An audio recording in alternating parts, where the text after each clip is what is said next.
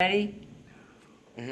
Okay, so here's the thalamus, and the thalamus is the area for filtering out sensory information. There's actually two globe-like structures, so here is the interthalamic adhesion.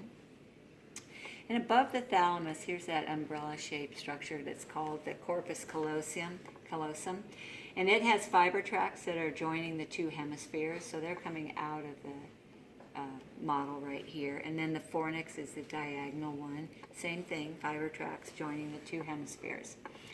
Okay, so behind the thalamus is the pineal gland. It's the endocrine gland that releases melatonin to affect daily rhythms. Down here you have four bumps.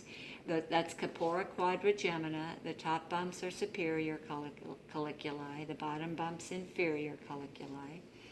The cerebellum with the arbor vitae, that pattern of gray and white matter. And then here would be the aqueduct of the midbrain that flows cerebral spinal fluid into the fourth ventricle.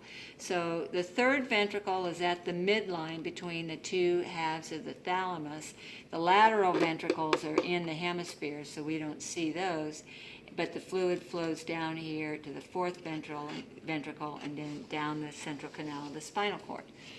Here would be the pituitary gland here in the sella turcica. And then you could label frontal lobe, parietal lobe, occipital lobe. I would think this is a central sulcus, so that would mean this is the primary sensory cortex, and on the anterior side, the primary motor cortex. Did I mention gyrus and sulcus yet? No. Okay. And then we have pons, medulla, and then spinal cord. Superior sagittal sinus. That's where cerebral spinal fluid is returned to the venous blood system.